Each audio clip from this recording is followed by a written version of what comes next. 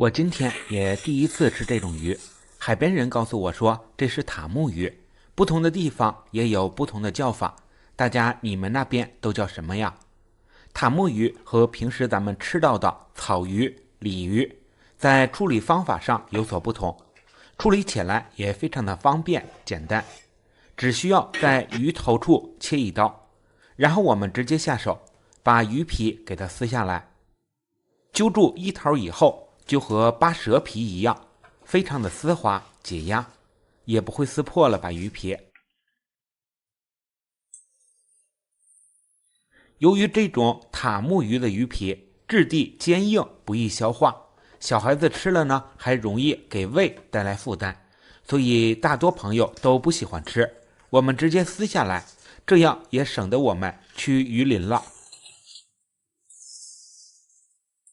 两面的鱼皮都给它撕下来，接下来我们再用菜刀在鱼头顶部切个半圆出来。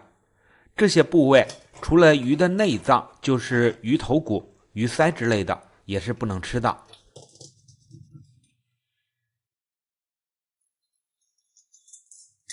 切下来以后，我们直接丢掉不要。现在塔目鱼我们就处理好了，一共是3条，大概1斤左右。下面我们再把它清洗一下，洗掉血水，洗干净就可以了。接下来我们为了方便食用、方便烹饪，将塔目鱼切成小块。处理好的塔目装在盘中，接下来调个红烧塔目鱼的料汁，盐、胡椒粉、料酒5克，香醋和白糖比例为3:1，生抽酱油30克，然后我们再放1勺腐乳汁，豆豉2克，家里没有的朋友也可以用甜面酱来代替。之后再放1勺排骨精，充分拌匀，咱们这个好吃的红烧塔目鱼的料汁就调制好了。红烧小料除了葱姜，我们还要准备2颗八角。下面开始烹饪，锅中准备油煎鱼，担心粘锅，可以在锅里撒一层食盐，这样我们在煎鱼的时候呀，就不那么容易粘锅了。放入塔目鱼块煎香。期间呢，我们可以晃动一下锅子，防止粘锅。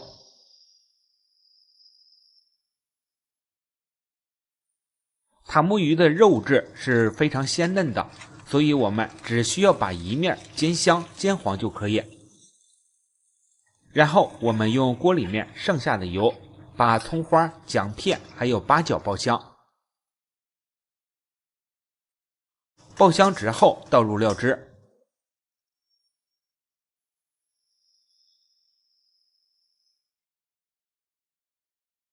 因为是红烧，如果料汁不够，可以少放一点清水，不需要盖锅盖，鱼肉浸泡在汤汁中即可，大概需要红烧2分钟左右，让鱼肉入味上色。2分钟以后，锅里的汤汁也剩的差不多了，将鱼肉翻个面，收收汤汁，就可以出锅装盘了。一道非常诱人又好吃的红烧塔目鱼就做好了，不仅色香味俱全，而且好吃下饭，营养又美味，关键是做法也特别的简单，味道1级棒。我也是第一次做，第一次吃，真的是没想到这个做法的红烧鱼块这么香，外焦里嫩，比炖鱼可香了。喜欢的朋友就赶紧收藏起来试做吧。谢谢大家，我们下期再见。大家好，今天用鸡蛋和大家分享一道新菜，鸡蛋全家福。做法简单易学，配米饭、就大饼都解馋。话不多说，先来准备电饭煲，往里面放2个鸡蛋，先蒸熟。下面我们准备一锅80度左右的热水，加1勺食盐，然后将鸡蛋打进去。放盐的目的主要是为了让鸡蛋下锅以后快速定型，不散花，因为盐是有加速凝固蛋白的效果的。鸡蛋下锅以后，我们直接关火就可以，盖上盖子焖5分钟。下面锅中油热，咱们往里面打入2个鸡蛋，来煎2个荷包蛋。煎蛋时油可以适当的多一些，才不易粘锅。一直煎到2面金黄以后就可以出锅了，盛在盘中备用。锅里现在还剩下一些油，我们再倒入提前准备的蛋液，把鸡蛋液炒至定型。鸡蛋的块大小大家可以根据个人的习惯决定。鸡蛋炒至定型就可以出锅了，和煎蛋放在一起备用。电饭煲里面的蒸鸡蛋也熟了，把鸡蛋盛出来。蒸鸡蛋的好处就是不糊皮，好剥。剥好的鸡蛋也和煎鸡蛋、炒蛋放在一起。现在咱们锅里面的荷包蛋也熟了，把它盛出来。这个方法的荷包蛋不仅圆溜溜，而且也不会散花破皮，荷包蛋也是非常的漂亮。接下来的时间我们来调个碗汁，1勺盐，鸡精半勺，排骨精1勺，番茄酱20克，白糖2克，生抽10克，蚝油1大勺，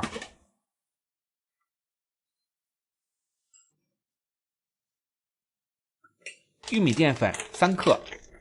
然后我们加入小半碗的清水之后搅拌均匀，咱们这个料汁就调制好了。锅中准备适量的油，油热放葱花、蒜片，给它爆出香味儿。等爆香以后，再把调好的料汁倒进来，然后简单的搅拌一下，拌匀。再把煎蛋、荷包蛋、炒蛋、煮鸡蛋全部倒进来。鸡蛋下锅以后，我们只需要保持中火慢慢的加热2分钟，让鸡蛋充分的喝饱汤汁，鲜嫩多汁的，吃着才香才好吃。2分钟之后，锅里的汤汁大家看一下，也变得浓稠了，能拉出直线，鸡蛋也是入味了。这时候就可以出锅了，美味即成。一道非常下饭又解馋的鸡蛋全家福就做好了。鸡蛋不仅鲜嫩多汁，而且特香特解馋，有荷包蛋、煮鸡蛋、煎蛋、炒蛋，一应俱全，全家团圆，寓意也非常的好。好了，喜欢的朋友就收藏起来试试吧。谢谢大家的关注与支持，我们下期再见。大家好，今天买了3斤银鲳鱼，因为个头比较小嘛，所以也不贵，2块钱一斤。你们那边都卖多少钱一斤呢？其实大家别看这种鱼个头比较小，但它的肉质是非常鲜嫩的，而且营养价值极高，含有大量的蛋白质和不饱和脂肪酸，非常适合一些运动家人和小孩子吃，对孩子的成长非常的有帮助。咱们今天就用银鲳鱼来和大家分享一个好吃的做法。做之前先来处理一下，咱们用剪刀从鱼嘴处剪1刀，然后直接把肚子中的东西全部给它掏出来。因为海鱼大多都是比较腥的，特别是它里面的黑膜、内脏，我们一定要掏干净，清洗干净，露出里面白嫩的鱼肉就可以了。处理好的小鲳鱼，前期我们还要放一些葱和姜抓碎，还有料酒，给它腌制一下，腌制20分钟左右，这样也能去除鲳鱼上大部分的腥味儿。接下来咱们准备半根葱白切成葱花，1小块生姜切成姜片，剩下来的葱叶咱们切成比葱花稍微小一点的葱花备用。来调个料汁，蚝油1勺，1勺食盐，半勺鸡精，半勺排骨精，白糖1勺，生抽酱油40克，料酒5克，胡椒粉2克，清水半碗，搅拌均匀。我们提前把料汁调好，也能大大的节省咱们烹饪的时间。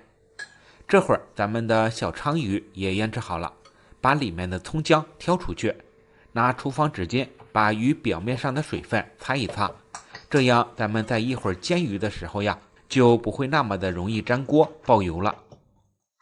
锅中咱们准备适量的油，这会儿咱们往里面放适量的盐，然后把处理好的小鲳鱼下锅，这样在煎鱼时不仅不易粘锅，而且还能提前给鱼肉入个底味。由于银鲳鱼的肉质是比较嫩的嘛，所以在煎制时不要像煎草鱼那样煎的时间太久了，一面大约煎个1分钟左右就可以。如果时间太长，鱼肉就容易变老，就不好吃了。2分钟以后，咱们把煎好的鲳鱼先放在盘中备用着。锅里面煎鱼剩下的油刚好放葱姜，再放1小块火锅底料，用油爆香，把火锅底料给它炒至化开。接下来再把咱们调好的料汁也倒进来，煎好的小鲳鱼也倒进来，然后我们用大火煮开，再转成中火煮5分钟，让鲳鱼的肉质入味，吃着才鲜美。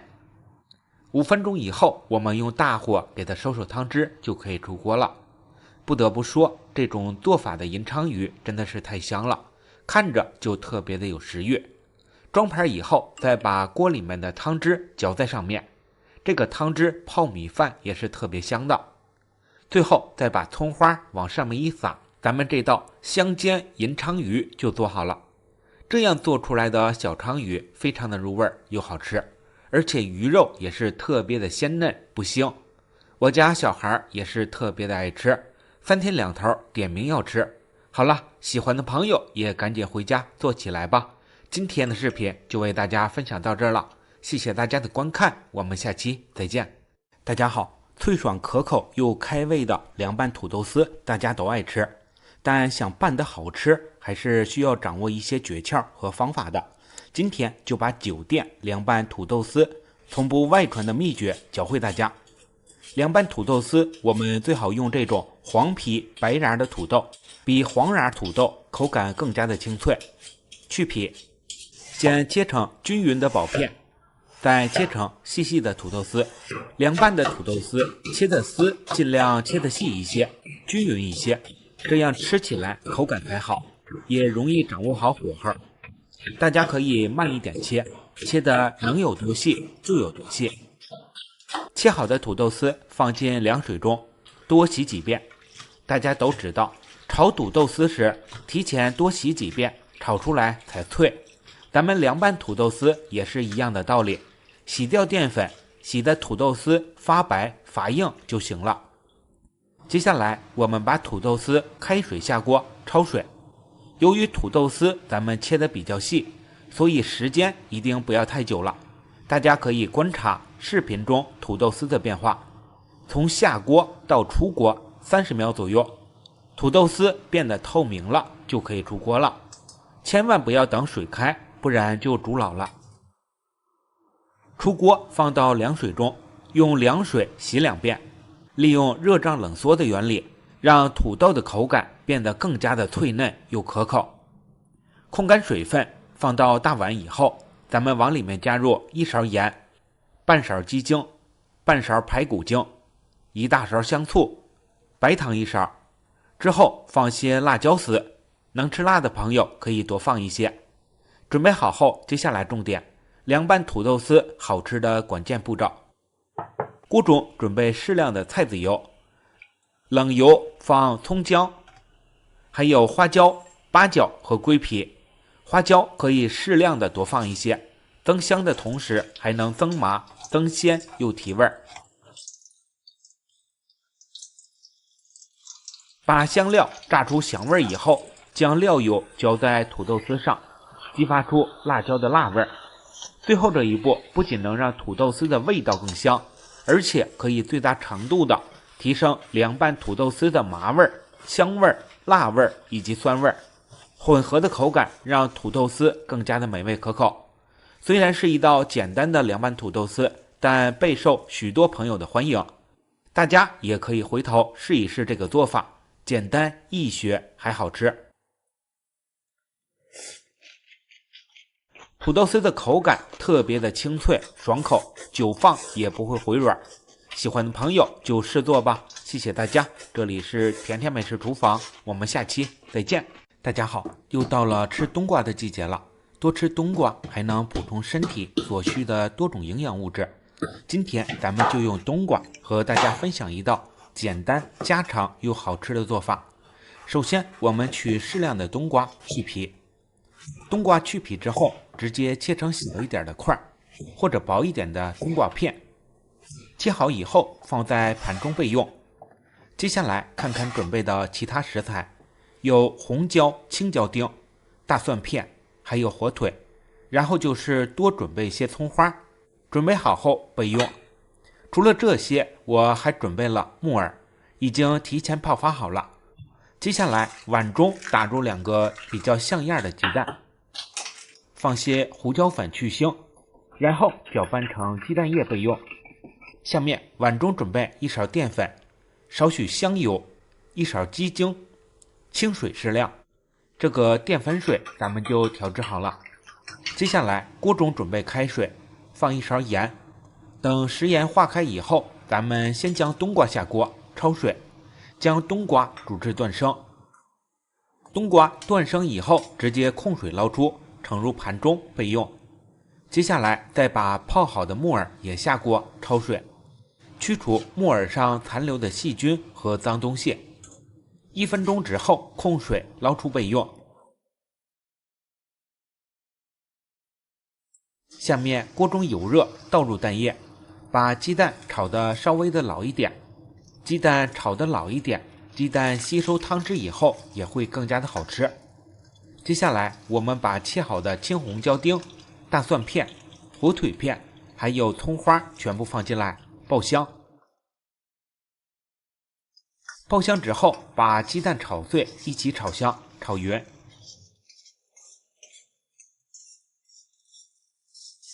这时候我们再把冬瓜下锅，木耳也放进来，开大火炒，将锅里面的所有食材翻炒均匀，炒出香味儿。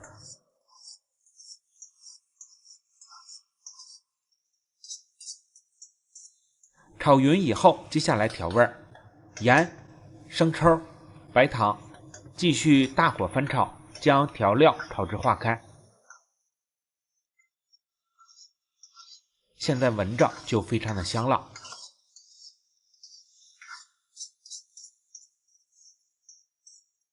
接下来我们再把调好的淀粉水倒进来，把冬瓜流出来的汤汁给它炒至浓稠，包裹在食材上面。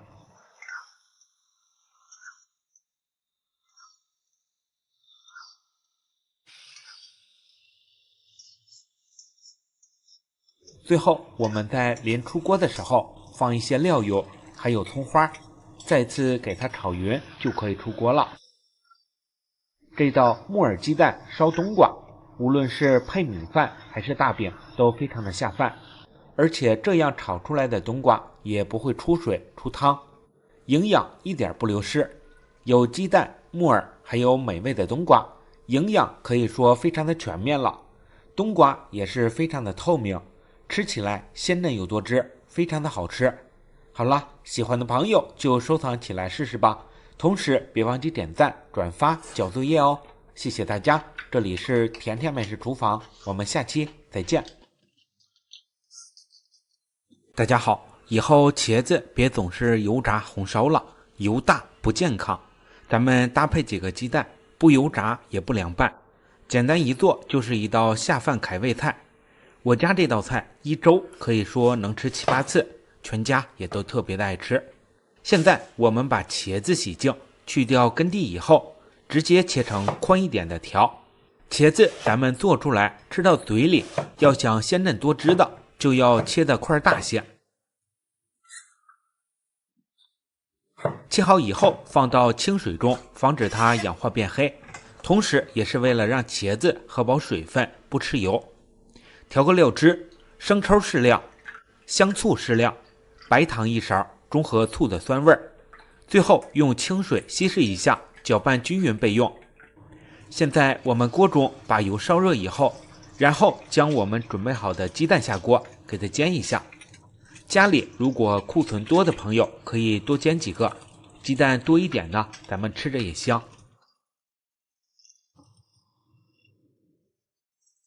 鸡蛋煎熟以后，我们先把鸡蛋盛出来，跟着放葱花、大蒜爆出香味儿。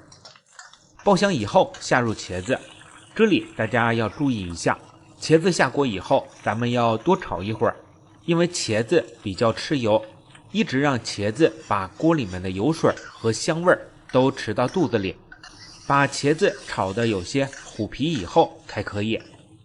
现在我们再把调好的料汁倒进来，料汁不够的话，咱们加些清水。鸡蛋也放进来，简单的翻炒几下，把茄子焖煮软烂入味儿。3分钟之后，茄子也软烂了，也喝饱汤汁了，特别的入味儿。出锅前咱们再放些葱段即可，炒匀之后就可以出锅了，真的太香了。我们这样做的红烧茄子爆鸡蛋，茄子不仅软烂鲜香又入味儿，而且特别的鲜嫩又多汁，比油炸的吃着还健康，配上鸡蛋，营养也非常的全面。我家每次一做就是一大盘，出锅都抢着吃。好了，喜欢的朋友也赶紧收藏起来试试吧，同时别忘记点赞、转发、交作业哦。谢谢大家，这里是甜甜美食厨房，我们下期再见。大家好，今天买了1斤黄花鱼，已经处理好了，和大家分享下海边人的做法。这也是我们酒店一位70后老厨师的家乡做法。先看一下准备的配料，很简单，葱段、姜丝，还有半头大蒜，还有一些葱叶段。接下来我们先把铁锅提前润一下，防止粘锅。热锅凉油，先把切好的葱姜还有大蒜下锅，用油爆香，让葱姜的香味渗入到油里面去，一直炸出香味以后，再炸10秒左右，咱们把里面的葱姜蒜先盛出来。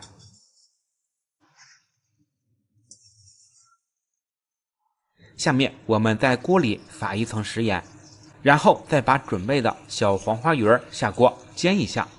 有条件的朋友，大家可以用大黄花鱼，做出来也会更加的美味。鱼煎一下，不仅可以去除鱼的腥味，而且还能让鱼肉更加的鲜嫩又美味。接下来趁着煎鱼的时间，我们先调个料汁，生抽、料酒、米酒、黄酒都可以，香醋，之后加入1勺白糖，还有清水，搅拌均匀就可以了。现在锅里面的鱼也煎好了，因为太小了，我们不要煎得太久，不然收缩的厉害就把鱼煎没了。接下来我们把调好的料汁加进来，刚好淹没鱼身的2/3就可以。葱姜蒜也倒进来，接下来把锅里面的鱼焖煮2分钟。等时间到了，咱们把葱叶加进来，收收汤汁就可以出锅了。这个做法的黄花鱼，鱼肉特别的鲜嫩，味道非常的鲜美，一点也不腥，特别适合一些鱼肉比较鲜嫩的黄花鱼、鲈鱼、黄骨鱼等。做法简单，省事儿还好吃，而且营养比清蒸还鲜美。喜欢的朋友就收藏起来试试吧，同时别忘记点赞、收藏、转发、留言哦。谢谢大家，这里是甜甜美食厨房，我们下期再见。天凉了，又到了红薯大量上市的季节，平时大家都是蒸或者烤着吃最多，从今天起你就试试我这个做法，保证你第一次见比蒸的香甜，比烤红薯还简单，做一次还能吃好久，特别省事儿还简单。首先准备洗净的红薯，去皮以后咱们给它切成薄片。我用的是板栗红薯，口感软糯香甜，大家也可以用其他品种的，比如蜜薯、红薯等。切好以后咱们给它放到盘中，然后我们将切好的红薯片直接放进蒸锅，用大火蒸20分钟。蒸好的红薯筷子一夹就碎了，就说明红薯已经熟了，蒸透了。现在我们往蒸好的红薯中放适量的熟芝麻增香， 1勺面粉、1勺糯米粉、1勺食用油，然后压成红薯泥。由于红薯本身自带香甜，所以这里我们就不放糖了。如果喜欢甜味放糖的朋友，大家可以选择红糖，红糖比白糖营养高，而且还养生。压好的红薯泥等不烫熟以后，咱们用勺子挖1勺，再用手攥一攥，牢固一些。之后再团成一个红薯丸子，像这样就可以了。红薯丸子全部都团好以后，一个个的圆溜溜的，也特别的可爱。接下来我们准备一个盆子，在里面放2大勺糯米粉，再把红薯球倒进来，然后我们端起盆子晃动，让盆里的红薯球裹上一层糯米粉，薄薄的一层就可以。期间我们可以用手在小球的表面撒一点清水，再晃动，这样能让糯米粉裹得更加的牢固。大家看一下，这就是咱们做好的红薯糯米球了。外皮约半毫米左右的糯米皮，如果做的多了，还可以放到冰箱冷冻保存。接下来锅中水温80度，把咱们做好的红薯球下锅，用中火煮，保持水温微开的状态。因为糯米皮比较的薄，所以我们煮1分钟左右就熟了。1分钟以后，把煮熟的红薯球装入盛有清水的大碗，就可以开吃了。看着酷似汤圆，却是红薯糯米芝麻球。红薯这样吃，有芝麻的香，红薯的甜，糯米的糯，吃到嘴里比汤圆香甜，却比它做法简单。大家也可以换成其他的食材，比如说芒果、香蕉、苹果、桃子味的都可以。好了，喜欢的朋友就收藏起来，回家做起来吧。谢谢大家，这里是甜甜美食厨房，我们下期再见。大家好，很多朋友在家做猪肝炒蒜苔时，有的油炸过油，还有的就是给猪肝焯水，其实都不对，那样只会让猪肝的口感又老又苦，还嚼不动。今天我就把正确做法分享给大家。首先我们把蒜苔给它切成3公分左右的长段，切好后先装在盘中。接下来我们处理猪肝，像猪肝上面的这个白色筋膜，我们一定要给它切掉不要，不然会影响口感。然后我们先把猪肝给它切成小块，然后再切成均匀的薄片。咱们大家都应该知道，猪肝做的不好的话是非常腥的，而且腥味就是猪肝当中血水发出来的。所以我们切好的猪肝放到清水中以后，重点加入1勺盐，因为盐水的密度要大于血水的密度，用盐水浸泡猪肝，血水才能更好的排出来。给它浸泡10分钟。10分钟之后，我们将盆中的血水倒掉，再多清洗几遍，直到洗猪肝的水变得比较清澈，然后挤干水分放到盘中。洗净的猪肝也没有那么的血红了，看着有些发白。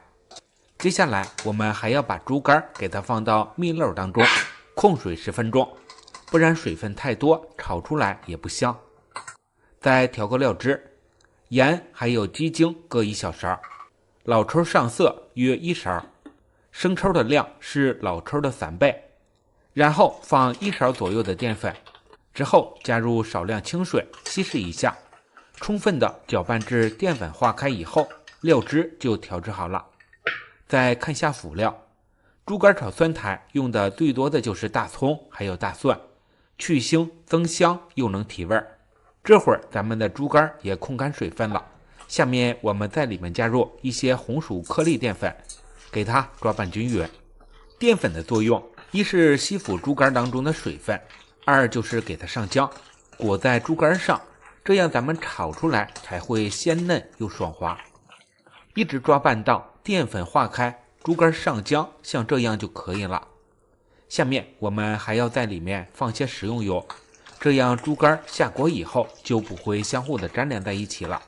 抓匀之后，像这样就可以，非常的漂亮，放一旁备用。锅中油热，我们先把蒜苔下锅，用大火炒一下，将蒜苔炒至断生，炒出香味儿。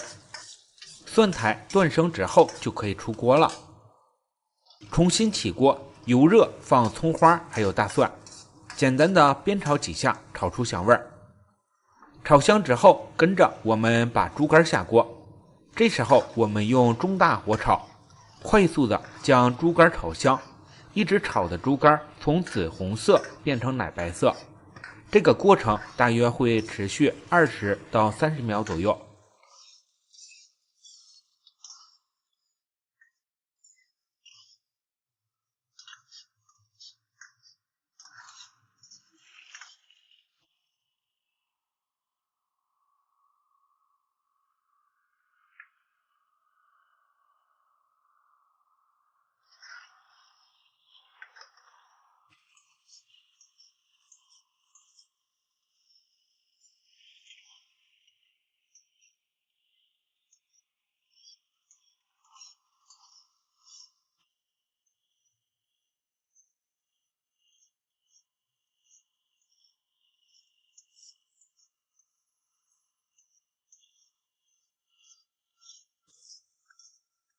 猪肝完全的变色发白以后，再把蒜苔倒进来，简单的翻炒几下，炒均匀以后，我们再淋入调好的料汁，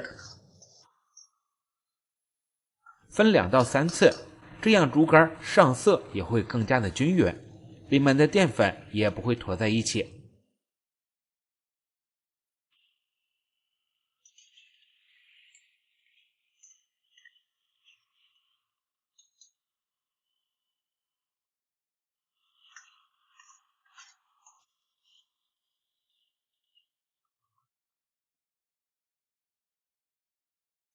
直到料汁水全部淋入，猪肝上色，发出浓郁的香味之后，就可以出锅了。这也太香了吧！猪肝炒蒜苔这个做法，既不用过油，又不用焯水，炒出来的猪肝也是特别的滑嫩鲜香，脆嫩又好吃。喜欢蒜苔炒猪肝的朋友就收藏起来试试吧。同时别忘记点赞、转发、留言哦。谢谢大家的支持，这里是甜甜美食厨房，我们下期再见。大家好，不管是鲜嫩多汁的包子还是饺子，大家都喜欢吃。其实想要做出这样的包子、饺子并不难，只要大家学会调包子馅的一些技巧和诀窍就够了。今天就把酒店的秘制包子馅的诀窍秘诀教给大家。这是咱们刚才调好的葱姜水，葱姜10克，清水150克，食盐10克。葱姜水可以说是包子馅鲜嫩多汁的关键，主要是它的用量150克。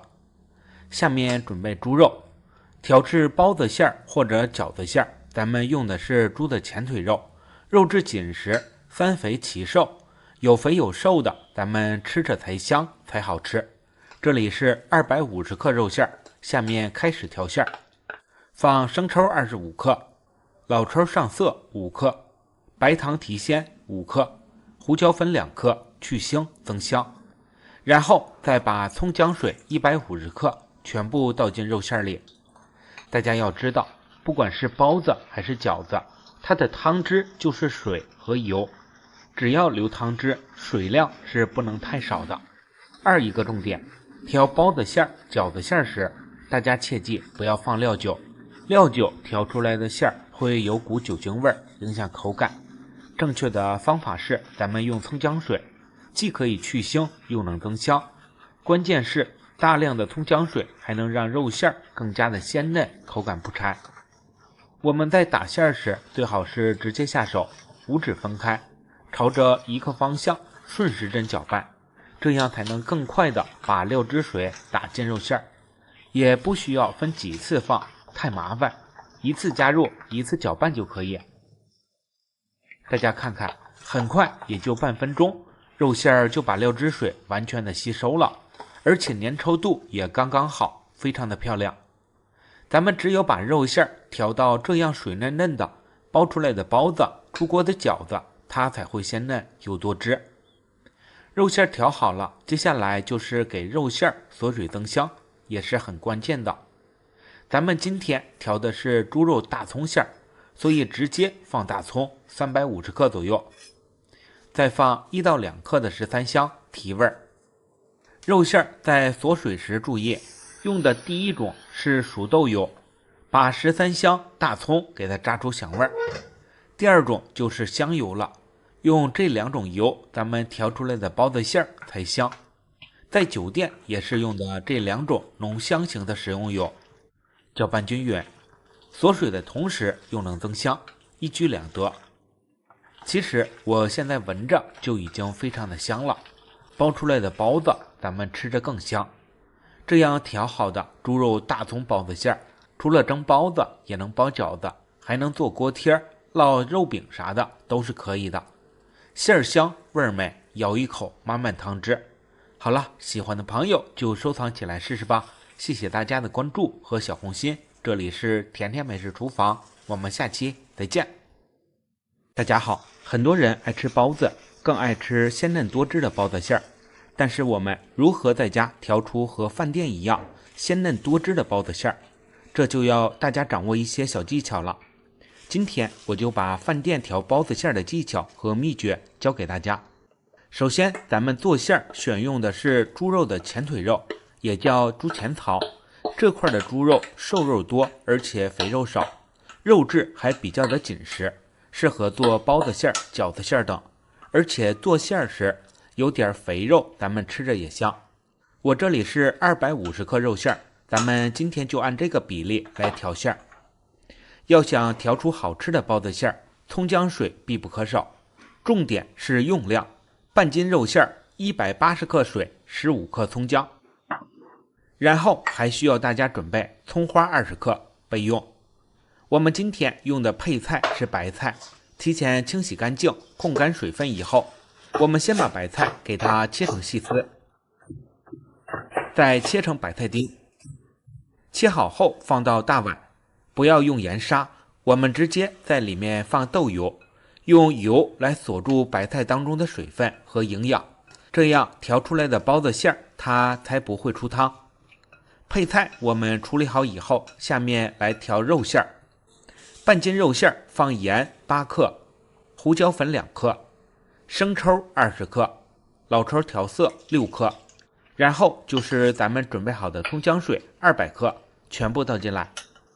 这时候估计很多朋友第一眼看见，觉得料汁水会不会太多了？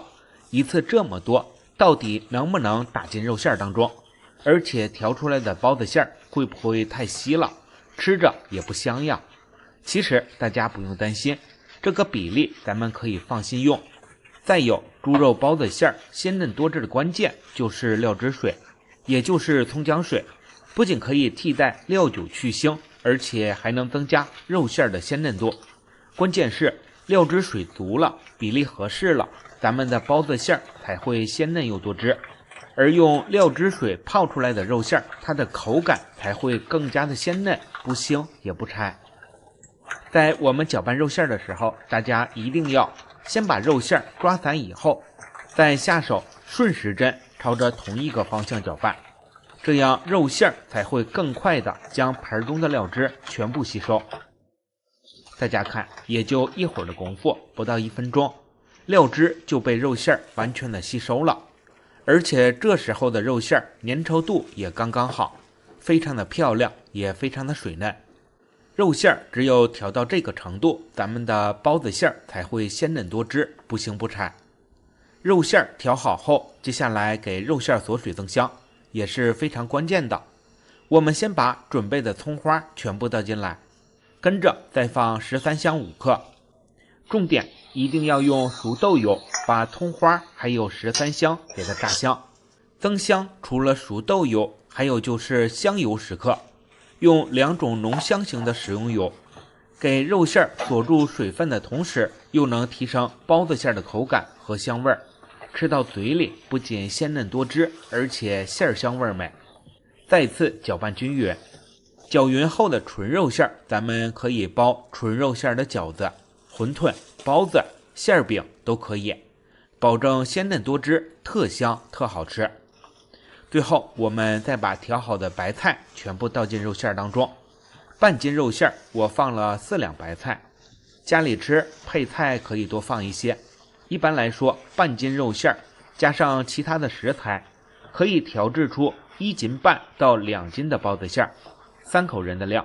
由于白菜和肉馅儿都用油锁住水分了，属于双重锁水，所以大家也不用担心咱们调出来的包子馅儿会出水，营养也不会流失掉。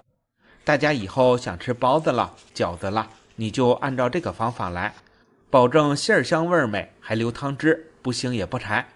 好了，视频有些长了，我只想把重点都分享给大家，希望能够帮助到大家。好了，谢谢大家的关注，这里是甜甜美食厨房，我们下期再见。大家好，没事大家要多吃山药，虽然贵，但是搭配鸡蛋一起吃，可以说越吃越补，体格子越吃越棒。我们村的老中医就经常拿山药和鸡蛋一起吃，体格子比小伙子都强。话不多说，我们先把山药去皮。去皮时，咱们最好是戴上手套，避免山药上的粘液，也就是尿囊素粘到手上，出现发痒的情况。山药去皮以后，我们直接切成薄片，片状的山药咱们吃起来的口感也会比较的好，而且易熟。切好放在盘中。下面我们再准备一根青黄瓜，不用去皮，先斜刀切成段。最后我们再切成菱形片。切好以后放在盘中。再来切些葱花，除了葱花之外，再准备多一些的大蒜，切成蒜片。切好以后备用。下面我们将准备的鸡蛋打入碗中，再放1到2克的盐入个底味，胡椒粉去腥，搅拌成蛋液以后放一边备用。接下来我们准备一锅开水，放1勺食盐，再把山药下锅，水烧开以后煮半分钟即可。这里加入盐，能让山药不发黑，做出来也是雪白雪白的，香甜又绵软，特别的好吃。半分钟之后，我们将焯好水的山药给它捞出来，直接放到冷水中，山药的口感才会脆嫩不发软。下面我们再用煮山药的水把泡发好的木耳也煮一下，水开以后煮1分钟即可。因为木耳上的细菌还是比较多的，焯水以后咱们吃着也会更加的放心，更加的健康。控水捞出来备用。下面锅中准备热油，先把蛋液下锅炒一下，用大火热油把鸡蛋炒得蓬松一些，这样才好吃。鸡蛋炒好以后出锅控油，锅里有底油，咱们放葱花、蒜片爆出香味儿。爆香以后再把黄瓜下锅，用大火炒，将黄瓜片给它炒至断生。黄瓜断生以后，咱们将木耳、鸡蛋还有山药全部给它放进来。接下来我们再次用大火爆炒，翻炒均匀的同时，将锅里面的食材全部炒熟炒香。最后在临出锅时调味，盐还有鸡精，再次炒匀就可以出锅了。因为山药、黄瓜和鸡蛋还有木耳食材本身就非常的鲜美而且营养，所以调料越是简单越营养，吃起来也越好吃。有白有绿还有黑，这道菜虽然清淡，却是一道营养价值极高的。不管是老人、孩子还是工作忙碌的年轻人，多吃这道菜不仅健脾补气，而且开胃又下饭，关键是做法也非常的简单。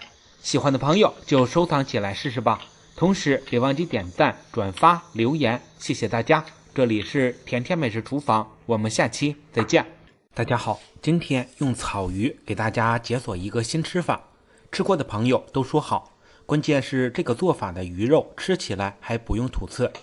我买的这条草鱼已经提前让卖鱼老板处理过了，现在我们先把鱼头切下来。切下来的鱼头咱们可以留着炖鱼头汤喝，接下来再把鱼鳍还有鱼尾都给它剪下来，不要，简单的修整一下，再切成小块的鱼肉，这样在回头腌制时鱼肉也会更加的入味。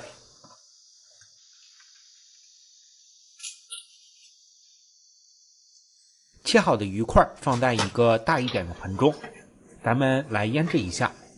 放盐，提前入个底味，葱姜还有料酒去腥，2大勺红薯颗粒淀粉，再放1勺清水，下手抓拌均匀，把淀粉化解成淀粉糊，裹在鱼肉上，薄薄的一层。大家看，像这样就可以，放在一旁腌制10分钟。现在我们再把准备的豆腐切一下，切成小块。切好的豆腐放盘中备用。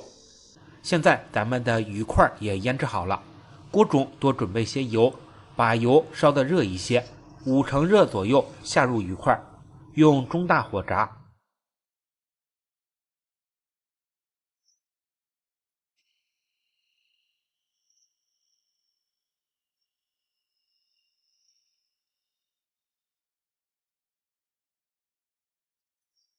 鱼块全部下锅以后，先别急着动它，定型以后再翻动，可以多炸一会儿，炸的骨酥肉香的才好吃。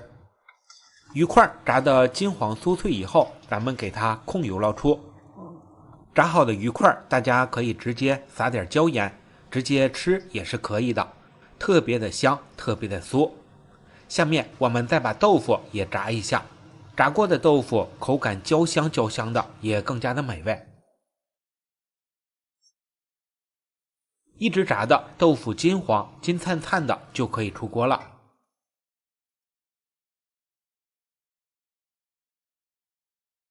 现在锅里留底油，放入葱姜蒜、辣椒段还有花椒，再放1勺黄豆酱，简单的煸炒一下，炒出香味儿。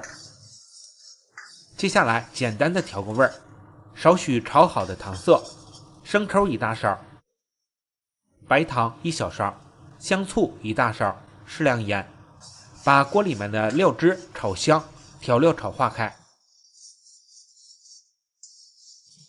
这时候我们再放1罐82年的啤酒，既然有鱼，啤酒是少不了的。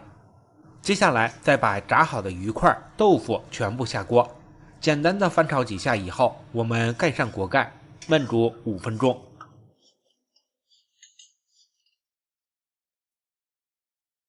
5分钟以后，锅里面的红烧豆腐鱼块就熟了，真的是太香了。这样做的红烧鱼块香味非常的浓郁，看着也特别的漂亮，非常的有食欲。炸过的鱼块吃起来也更香，更加的入味又好吃。豆腐里都是满满的气孔，外焦里嫩的，特别的好吃。虽然是炸过的，但是鱼肉也是非常鲜嫩的，外焦里嫩的，可以连鱼刺一起吃，配米饭简直是绝了。好了，大家如果喜欢就收藏起来试试吧，同时别忘记点赞、转发、留言哦。谢谢大家，这里是甜甜美食厨房，我们下期再见。大家好，花菜好吃，很多人都炒不好，10个人9个错。今天就把正确做法分享给大家。首先来准备1大颗花菜，把大颗的花朵给它用剪刀剪成小朵。再有，如果你是炒花菜，咱们最好买这种散花菜，口感清脆爽口，脆嫩而且鲜美，炒出来也好吃。1大颗的话也就几块钱，也不贵，咱们吃着也实惠。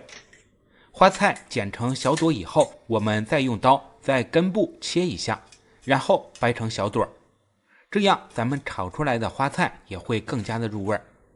放到清水中，加入适量的盐，因为花菜的花朵结构比较复杂，咱们用盐水浸泡10分钟，可以有效的去除虫卵和农药残留。现在来切一些炒花菜的辅料，半根葱白切成葱花，生姜咱们直接切成姜末。炒花菜好吃的关键，猪肉也是少不了的，切成薄薄的肉片。如果喜欢吃香一点的，大家也可以用五花肉来代替。多切点肉，咱们炒出来的花菜才好吃才香。再调个料汁，盐1勺，鸡精1勺，生抽30克，搅匀以后先放在一旁备用。这会儿花菜也浸泡10分钟了，现在我们将盘中的花菜用清水清洗2到3遍，洗净以后给它控干水分，然后直接放进蒸锅，用大火蒸3分钟。蒸过的花菜不仅易熟，而且减少烹饪的时间的同时，还能让花菜的口感更加的清脆又爽口。花菜蒸好以后从锅中取出，重新起锅倒油，炒青菜油多一点，咱们吃着也香。冷冻肉片直接冷油下锅，给它滑散开，这样咱们在炒肉片的时候才不会到处的乱崩油，炒出来的肉片呢也不会粘连在一起。期间可以放适量的料酒去腥，然后炒出肉片中的水分。肉片炒香以后，再放少许的老抽，先把肉片炒至上色。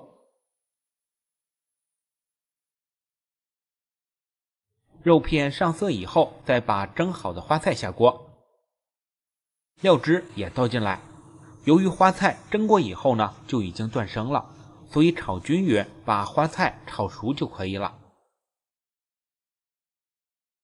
花菜炒熟以后，咱们再放少量的淀粉水，给它勾个芡儿，把里面的汤汁给它炒至浓稠，这样炒出来的花菜吃着才有味道。我们这样炒的花菜不仅脆嫩鲜甜，而且还不会破坏花菜中的营养，特别的好吃，配米饭简直是好吃的不要不要的。好了，喜欢的朋友就收藏起来，回家给家人做起来吧。谢谢大家的关注，这里是甜甜美食厨房，我们下期再见。大家好，今天你要看完我的视频，保证你再也不用担心解冻猪肉或者排骨慢的问题，而且解冻出来的排骨或者猪肉特别的新鲜，就跟新买的鲜货一样。关键是这个方法也特别的快，炖出来的排骨软烂脱骨，还没有腥味异味。大家要知道，冬天道路上的积雪快速融化的首要材料就是盐，而我们解冻排骨也要放盐，可以多放一些，30克左右。然后就是白醋，白醋不仅能够加快解冻的速度，而且还有软化肉质的作用，解冻出来的排骨就和咱们新买的鲜排骨一样。最后我们加入冷水，最好是淹没排骨，这样让淡盐水慢慢的渗透到排骨中，达到快速解冻的效果。我们先给它解冻5分钟，趁着这个时间咱们制作秘制炖料，炖排骨炖肉都香。准备生姜切片，大葱切段，切好后再看一下准备的香料，有桂皮、香叶，还有干辣椒提味提鲜，八角几颗，这些辅料就够了，如果太多的话就容易抢味了。锅中倒适量的油，然后把葱姜香料下锅，简单的煸炒一下，炒香。炒香后，接下来往里面加入1勺黄豆酱、1勺豆瓣酱、1块豆腐乳、胡椒粉2克，然后炒一下，炒出黄豆酱的香味，炒出豆瓣酱的红油。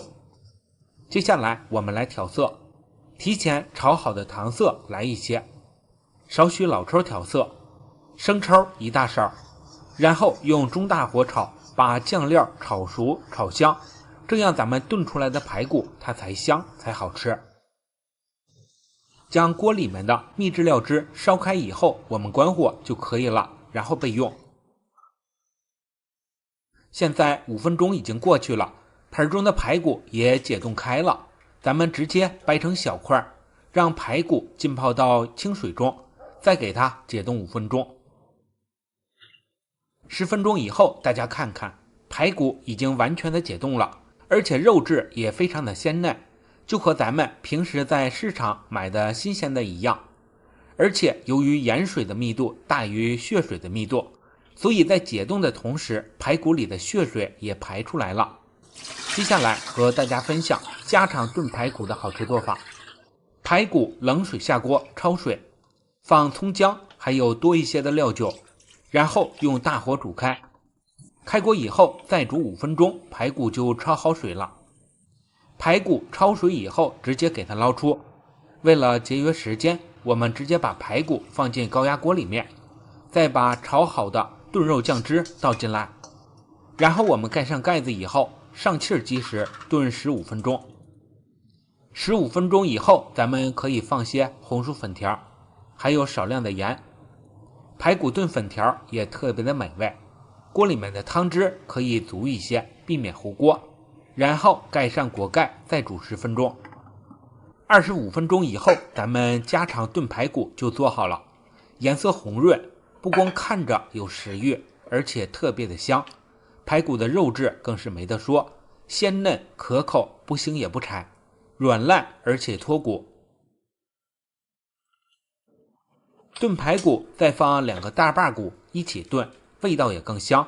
好了，喜欢的朋友就收藏起来试试吧。谢谢大家的点赞、关注、转发，这里是甜甜美食厨房，我们下期再见。